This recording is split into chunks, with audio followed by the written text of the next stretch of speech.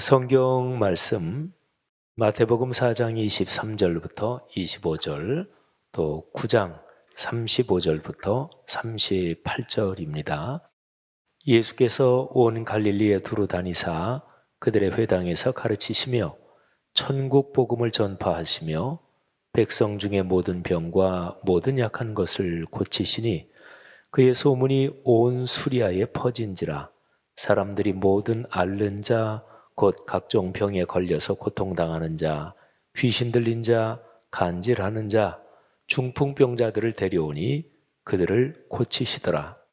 갈릴리와 데가볼리와 예루살렘과 유대와 요단강 건너편에서 수많은 무리가 따르니라.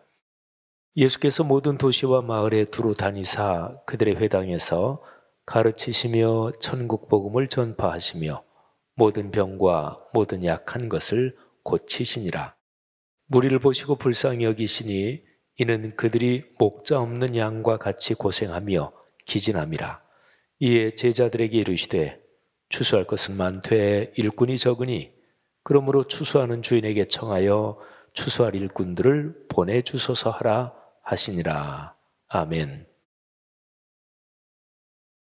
우리나라 사람들이 옛날에 미국으로 이민을 많이 갔죠. 시기에 따라 다릅니다만은 지금부터 한참 전에는 미국으로 가는 게 큰 특권이었죠. 아무나 갈 수 있는 것도 아니고 미국으로 가면 그러면 성공하고 잘 살고 아메리칸 드림이라는 그런 얘기도 많았죠. 요즘은 상당히 틀려졌습니다. 그래서 미국에서 한국으로 다시 역이민이라 그러죠. 우리나라 사람이지만 그런데 또 다시 와서 적응해서 사니까 거꾸로 이민 오는 그런 사람도 있고요. 또 사람에 따라서 우리나라 사람 중에서도 나중에 은퇴하고 나서 동남아시아가 날이 되게 따뜻하잖아요, 기온이. 그래서 따뜻한 데 가서 또 동남아시아가 물가가 우리나라보다는 굉장히 싸니까 그래서 퇴직연금이 안정적으로 나오시거나 또는 어느 정도 퇴직 후 노후 재정 마련을 어느 정도 하신 분들이 동남아나 이런 데 가서 노후를 보내시는 분들도 있습니다. 여러분들에게요, 이런저런 거 조건 같은 거 따지지 말고 어느 나라에서 살고 싶으십니까? 이렇게 한번 질문을 한다면 그러면 여러분들은 뭐라고 대답을 하시겠습니까? 세계 해외 다른 데 여행 이렇게 저렇게 많이 가보신 분들도 있겠고 또 해외는 한 번이나 두 번 나가봤나 이런 분들도 계시겠고 그러나 우리가 영화나 또 TV를 통해서 요즘은 전 세계 다 보잖아요. 보통 통계적으로 조사를 하면 전 세계에서 가장 살기 좋은 곳 그러면 스위스라든지 또 캐나다 밴쿠버라든지 늘 이렇게 꼽히는 곳들이 있죠. 아무튼 여러분들에게 어느 나라에서 가서 참 살고 싶으십니까? 물으시면 여러분이 생각하는 것은 어느 나라입니까? 아마 사람마다 다르겠지만 유럽 쪽이 아무래도 많겠고요. 또 미국은 우리나라 사람들이 굉장히 많이 나가 있는 곳이라서 미국의 서부 쪽을 참 좋아하시는 분들도 꽤 많더라고요. LA나 그쪽에 서부 해안 쪽에 그쪽을 또 굉장히 좋아하시는 분들은 동부 이쪽을 별로라고 여기시고 또 동부 쪽에서 사시는 분들은 서부는 아유 그래도 미국 하면 동부지 이런 생각을 하시면서 미국을 굉장히 선호하시는 분들도 굉장히 많죠. 저 같은 경우는 옛날에 독일에서 유학했으니까 이제 거기서 또 몇 년간 지냈으니까 살고 싶은 나라 그러면 유럽의 여기저기 참 아름답고 그런 나라가 참 많죠. 근데 일반적으로 저는 외국, 이국 정치를 참 좋아합니다. 그는 가만히 제가 이렇게 생각해 보면 초등학교 그리고 중학교 이런 때에 이런 글 같은 걸 통해서 이국 그 외국의 정치 이런 거를 이렇게 접한 게 계기가 되지 않았나 저는 이제 자신을 생각하면서 그런 생각을 좀 합니다. 그래서 젊은 사람들이 이제 해외 유학이나 이런 데 대해서 제게 상담을 해오면 저는 거의 대부분 가라고 적극적으로 권하는 그런 편입니다. 그런데 언제부터인가 가만히 생각해 보니까 제가 이렇게 권해서 뭐 유학이나 이런 거 간 젊은이들이 성공적으로 유학을 마치지 못하고 그냥 도중에 오기도 하고 그런 걸 보면서 제가 하나 이게 아무나 과라고 권하면 안 되겠구나 하는 제가 깨달음을 얻었어요. 특히 이제 부모들이 자녀 교육에 대해서 상담이 올 때는 제가 그런 얘기를 꼭 하지요. 부모가 밀어서 보내면 안 된다. 그러니까 아이들이 적극적으로 가고 싶어야 보내야지. 안 그러면 유학은 실패한다.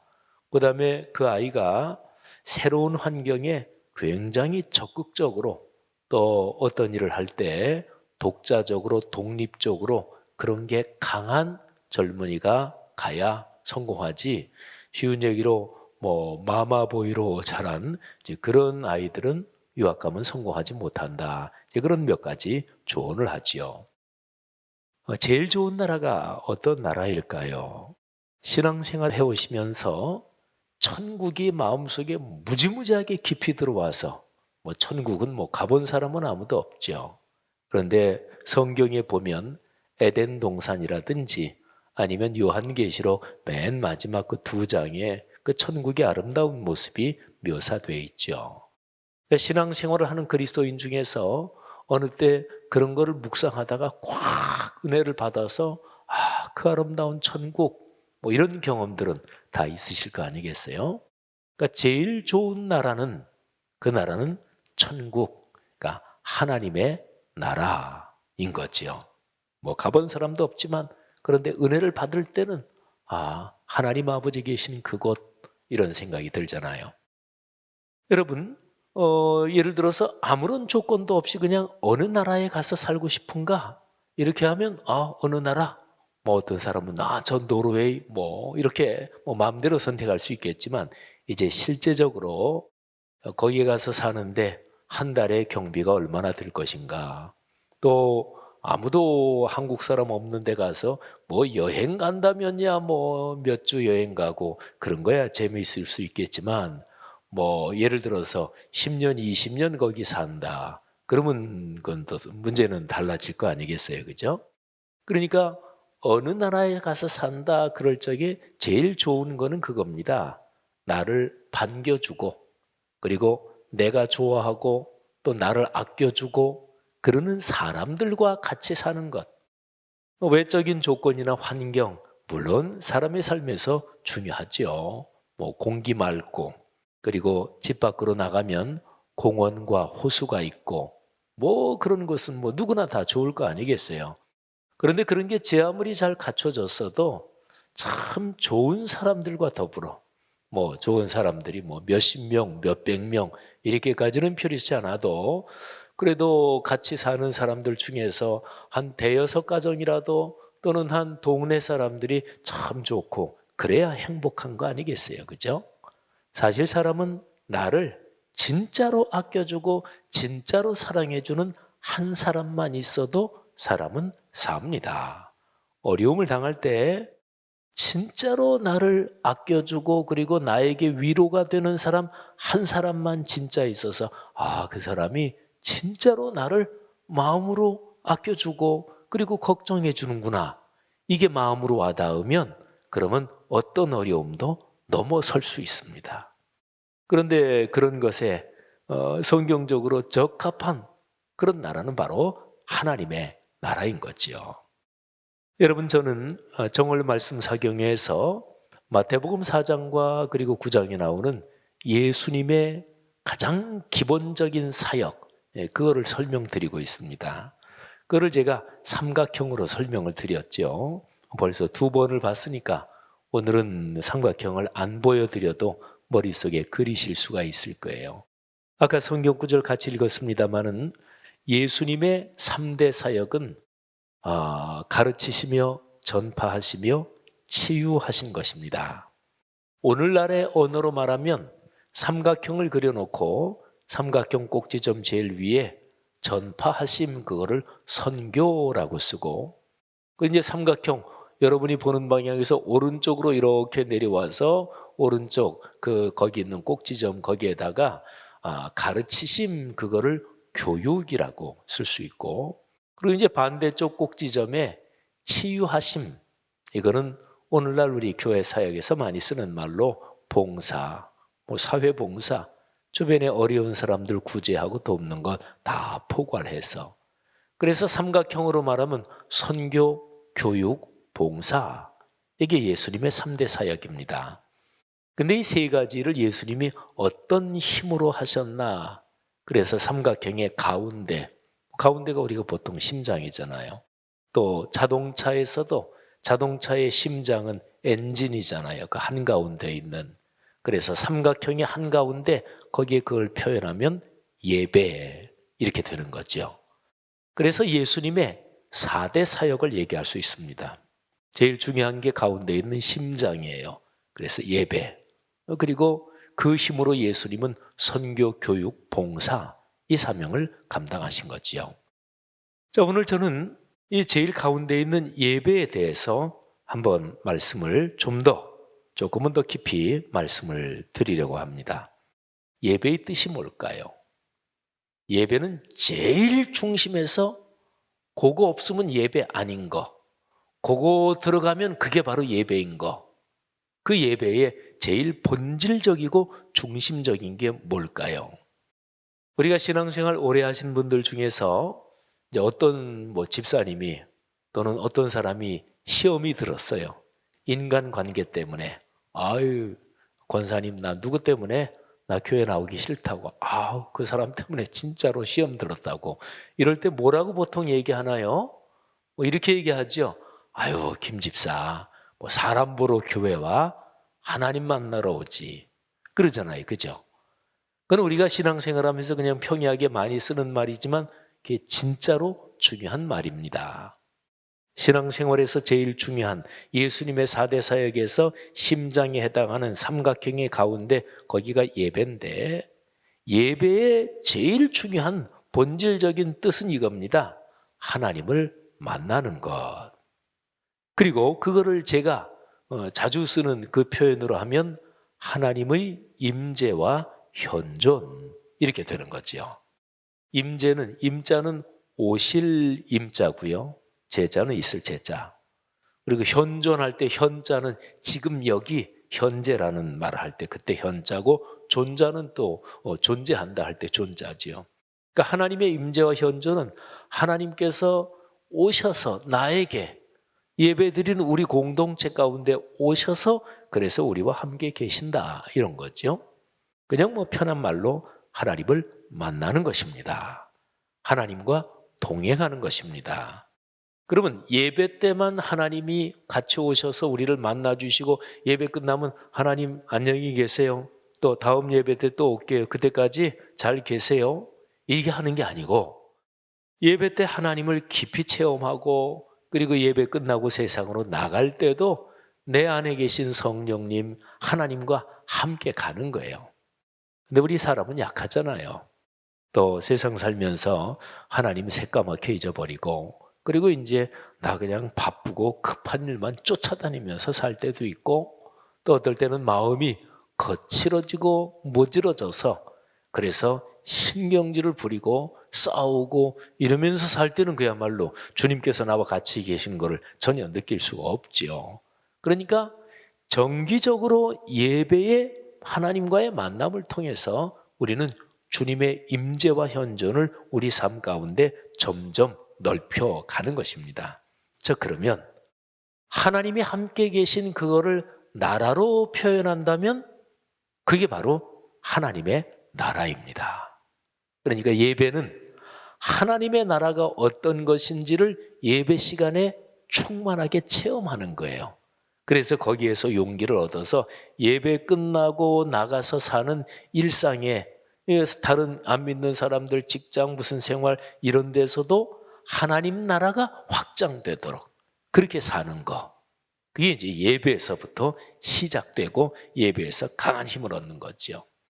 자, 하나님의 나라, 이거를 제가 예수님처럼, 우리도 이게 주제니까, 그러면 예수님께서 이 땅에 계실 때 예수님이 가르치신 말씀이나 메시지가 하나님 나라하고 깊이 연관되는지 그걸 제가 말씀드리겠습니다.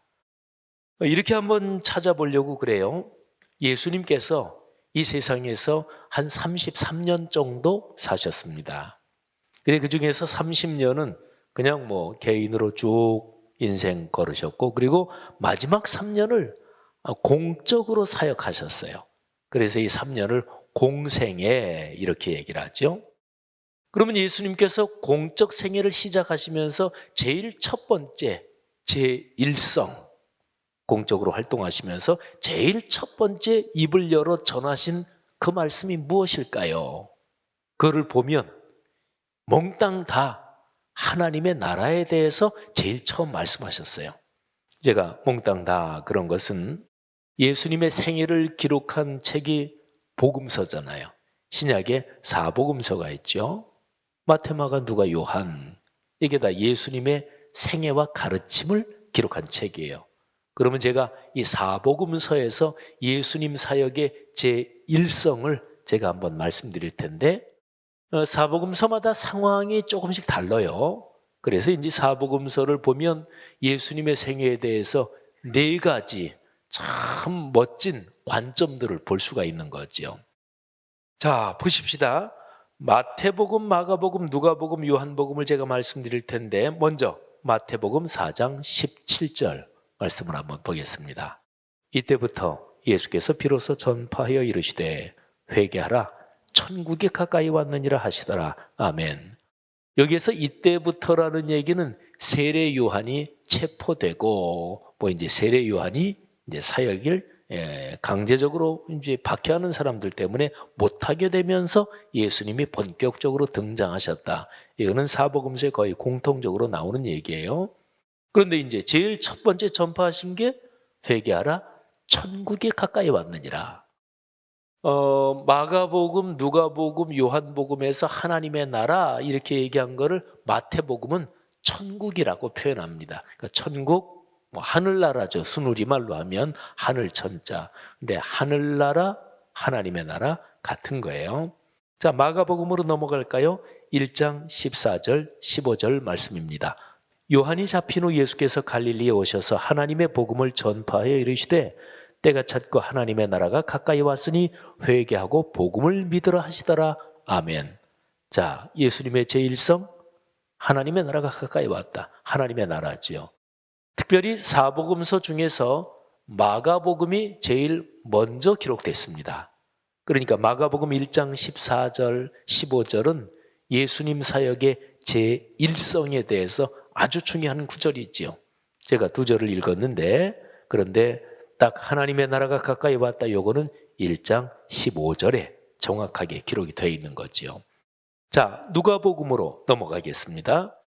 누가복음에서는 1장, 2장, 3장하고 4장에 가서 예수님께서 당신이 자라신 나사렛 회당에서 제1성을 말씀하신 걸로 나옵니다. 자, 4장 18절, 19절입니다. 주의 성령이 내게 임하셨으니 이는 가난한 자에게 복음을 전하게 하시려고 내게 기름을 부으시고 나를 보내사 포로된 자에게 자유를, 눈먼 자에게 다시 보게 함을 전파하여 눌린 자를 자유롭게 하고 주의 은혜의 해를 전파하게 하려 하심이라 하였더라. 아멘. 이거는요, 예수님께서 당신이 자라신 나사렛 회당에 가서, 유대인들은 성인 남성이면 누구나 회당에서 말씀을 전할 수 있었어요. 그 회당장이 예수님한테 어떻게 전할 말씀 있으면 전하시오. 근데 예수님이 나가가지고 두루마리, 그러니까 성경을 좀 갖다 달라 그랬어요. 요즘은 뭐 성경이 이렇게 책에 있어서 다 갖고 다니지만 옛날에는 이런 책이 아니라 이런 두루마리로, 그러니까 책은 옛날은 갖고 다니는 물건이 아니에요. 그냥 어디다 놔두는 거지. 그래서 예수님께서 이사야 선지자가 기록한 두루마리 어느 부분을 갖다 주시오 그랬어요. 그래서 예수님께서 읽으신 게 오늘날 우리로 말하면 이사야서 61장 1절부터 그 몇 절을 읽으신 거예요. 그때 당시는 성경이 장절이 구분이 안 돼 있었어요. 그런데 그 내용이 바로 이 내용이에요. 제가 읽어드린. 근데 여기서 중요한 게 있습니다. 주의 성령이 내게 임하셨으니 가난한 자에게 복음을 전하시고 포로된 자에게 자유를, 눈먼 자에게 다시 보게 함을 쭉 하면서 맨 마지막에 주의 은혜의 해를 전파하게 한다. 근데 은혜의 해가 이게 구약 성경의 희년을 말합니다. 희년은 50년 만에 돌아오는 해죠. 이스라엘 구약 시대에는 땅을 개인이 소유해서 사고 팔고 이렇게 못했습니다. 그러니까 땅의 소유는 12지파에게 나눠지고 12지파 각 지파 안에서 가문의 배분이 되고, 그런데 살다가 땅을 이제 어떻게 부동산을 팔 수밖에 없게 됐다. 그래도 항구적으로 파는 게 아니에요. 50년이 되면 원주인에게로 돌아갑니다. 그래서 이런 것 때문에 자본주의 이 경제 시스템에서는 우리나라도 요즘 마찬가지예요. 부동산이 늘 문제거든요. 그러니까 인간 역사 동서고금을 막론하고 다 그랬어요. 혁명하면 제일 먼저 뭐 하는 줄 아십니까? 예를 들어서 막 빈부 차이가 심해지잖아요. 땅 가진 사람은 점점 더 많아가지고. 근데 옛날 조선시대, 고려시대도 마찬가지고요. 또 저 아프리카 어디나 다 인간 사는 데는 땅을 부자들은 많이 갖는 거죠. 그래서 혁명을 하면 왕조가 바뀌면 언제나 공통적입니다. 땅을 다 몰수하든지 해서 토지개혁을 반드시 하는 거예요. 그래야 이게 이제 평등해지니까 좀 괜찮아지니까. 근데 바로 주의 은혜의 해, 이거는 하나님의 뜻이 충만하게 다스리시는 그런 상황이 되는 거죠. 그게 바로 하나님의 나라예요. 구약 성경에서는 희년, 이게 이제 그런 얘기하는 거죠. 자, 이제 요한복음으로 넘어갑니다. 근데 요한복음에서 예수님이 제일 처음 당신의 공적인 생애에서 전하신 말씀이 뭘까? 그런데 요한복음을 1장, 2장 이렇게 읽어가 보면 2장에는 갈릴리 가나에 물로 포도주를 만드신 사건도 나오고, 거기에서 예수님이 어머니 마리아하고 말씀하시는 장면도 나오고, 또 제자 이렇게 부르시고. 근데 예수님께서 요한복음에서 제일 처음 말씀하시는 본격적인 장면은 니고데모하고 대화하는 장면입니다. 예수님이 니고데모하고 말씀하시면서 그 초기에 바로 말씀하시는 거 처음 보면은 아주 유명한 말씀이 나오지요. 자, 요한복음 3장 5절 말씀을 한번 다 같이 보겠습니다. 예수께서 대답하시되 진실로 진실로 네게 이르노니 사람이 물과 성령으로 나지 아니하면 하나님의 나라에 들어갈 수 없느니라. 아멘. 여러분, 요한복음에서 예수님 사역의 제1성은 거듭나야 된다. 그래야 하나님 나라에 들어간다 하는 것입니다. 자, 사복음서에서 예수님 사역의 제1성을 다 봤어요. 공통적이지요? 그렇습니다. 하나님 나라입니다. 예수님은 이 세상에 어떤 가르침을 주려고 오셨을까요? 예수님의 가르침에서 제일 중요한 심장, 에센스는 무엇일까요? 예수님의 가르침을 가장 중요한 것, 가장 보석 같은 것, 가장 빼어난 것을 모아놓은 것을 산상설교라고 합니다. 마태복음 5장, 6장, 7장에 기록이 되어 있죠. 보석 같은 가르침, 그래서 산상보훈 이렇게도 얘기하고, 가장 빼어난 가르침, 그래서 빼어날 숫자를 써서 산상수훈 이렇게도 얘기하지요. 그런데 산상수훈 5, 6, 7장에서 제일 중요한 본문은 뭘까요? 그거는 그 안에 들어있는 주기도문입니다. 신약 성경에서 제일 중요한 본문은 주기도문이에요. 왜냐하면 하나님이신 성자 하나님께서 사람 몸을 입고 내려오셔서 기도의 문구까지 직접 가르쳐 주신 게 주기도문이에요. 아까 우리가 또 예배 때마다 주기도문을 하잖아요. 그래서 우리 대표 기도를 하고 공동 기도를 하고 나서 늘 기도를 우리가 기도하지만 그런데 우리의 기도는 완벽하지 못해요. 그래서 주님께서 가르쳐 주신 기도문으로 우리가 지금 올린 기도를 마무리하며 완성합시다. 이렇게 하는 거지요. 자, 신약 성경에서 제일 중요한 본문이 주기도문이다. 그러면 구약 성경에서는 무엇일까요? 십계명입니다. 그러니까 십계명은 성부 하나님께서 두 돌판에 친히 당신의 손가락으로 써주신 게 십계명이에요. 그리고 주기도문은 성자 하나님께서 문구까지 가르쳐 주신 기도문이 주기도문. 그래서 십계명 해설, 주기도문 해설, 그리고 또 하나 든다면 성경에 그 본문이 그대로 나와 있지는 않지만 사도신경 해설, 이 세 가지를 해설하는 게 기독교 교리고 기독교 신학의 중심입니다. 교회 역사적으로 그랬어요. 자, 아무튼요, 그러면 하나님 나라가 예수님 사역의 일성이다 그랬는데 예수님이 쭉 사역하시면서 가르치신 거를 제일 중요한 거를 모아놓은 산상설교, 거기에서 핵심이 주기도문이란 말이에요. 그러면 그 주기도문의 핵심이 뭐냐? 역시 하나님의 나라입니다. 자, 주기도문은요, 크게 두 덩어리로 나눌 수 있어요. 첫 번째 덩어리는 하나님 아버지와 연관된 세 가지 기도. 그리고 두 번째 덩어리는 우리들의 삶에 필요한 세 가지 기도, 이렇게 나옵니다. 그런데 거기서 더 중요한 거는 하나님과 연관된 세 가지 기도지요. 자, 그 주기도문의 본문을 한번 보겠습니다. 마태복음 6장 9절 이하의 주기도문이 나오는데 9절, 10절 두 절을 한번 보죠. 그러므로 너희는 이렇게 기도하라. 하늘에 계신 우리 아버지여, 이름이 거룩히 여김을 받으시오며 나라가 임하시오며 뜻이 하늘에서 이루어진 것 같이 땅에서도 이루어지이다. 아멘. 여러분, 제가 나라가 임하시오며 그 앞에다가 괄호에 하고 아버지의 나라가 임하시오며 아버지의, 그거를 제가 넣었는데요. 그러니까 하나님 아버지와 연관된 세 가지 기도 제목인데, 첫째는 아버지의 이름이 거룩히 여김을 받게 하옵소서. 두 번째, 아버지의 나라가 임하시옵소서. 세 번째, 아버지의 뜻이 하늘에서 이루어진 것처럼 땅에서도 이루어지게 하소서. 근데 이게 세 가지인데요, 사실은 세 가지가 아니라 내용적으로 하나입니다. 하나님 아버지 그분께만 영광과 존귀와 찬송이 온전히 돌려지게 하옵소서, 이것입니다. 다른 말로 말하면 하나님만 사랑하게 하옵소서, 이거죠.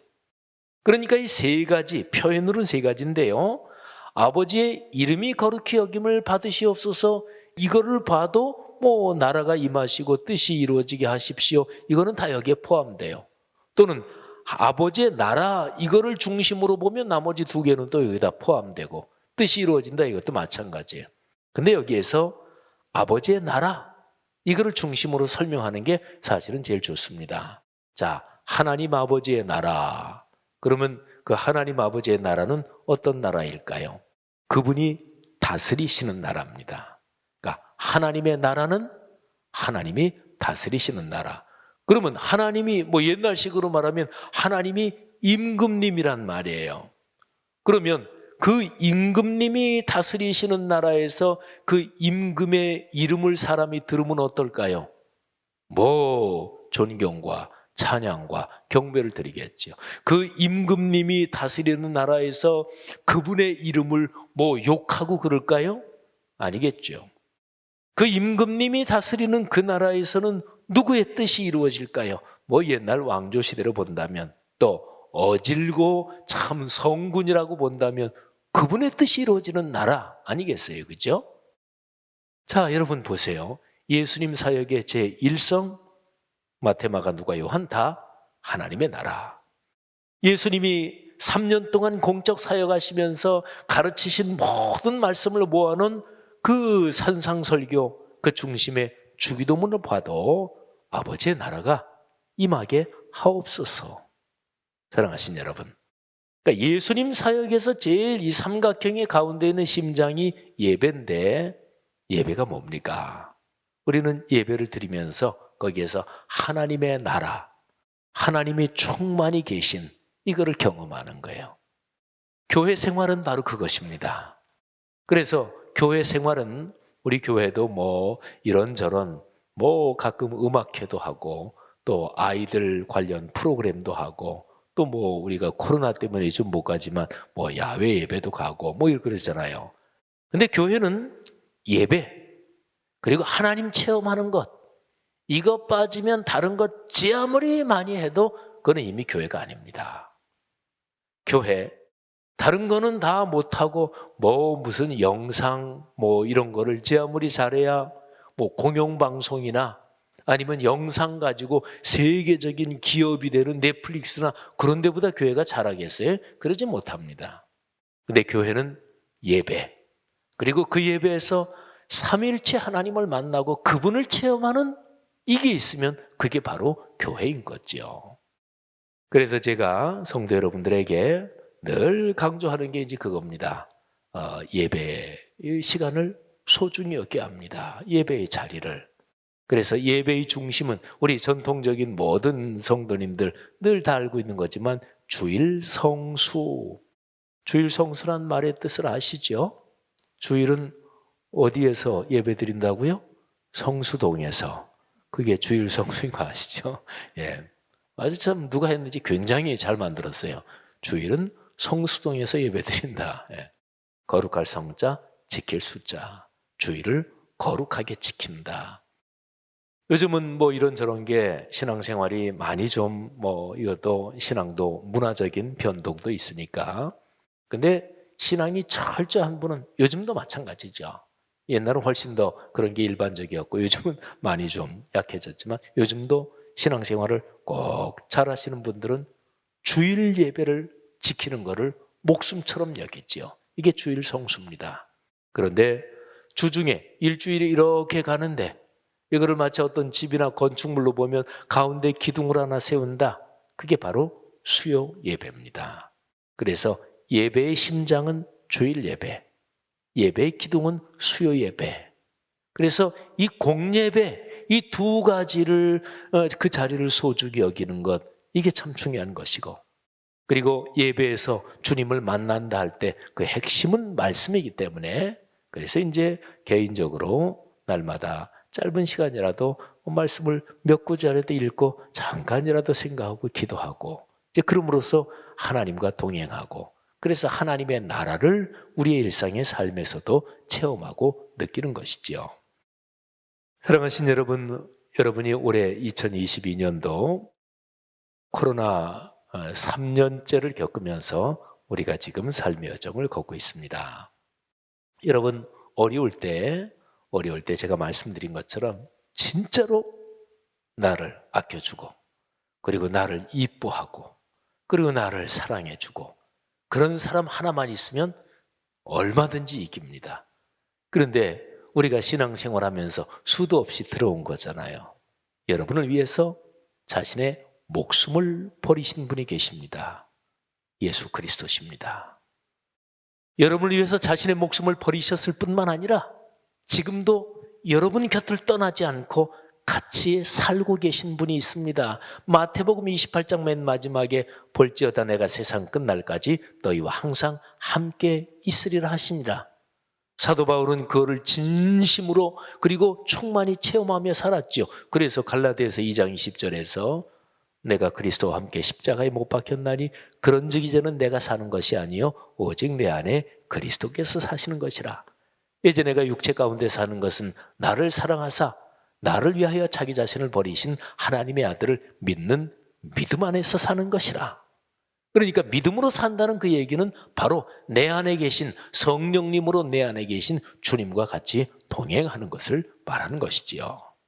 올해 2022년 1년 내내 그렇게 예배의 자리를 소중히 여기며 주님과 동행하시는 그런 큰 복이 있기를 주의 이름으로 축복합니다.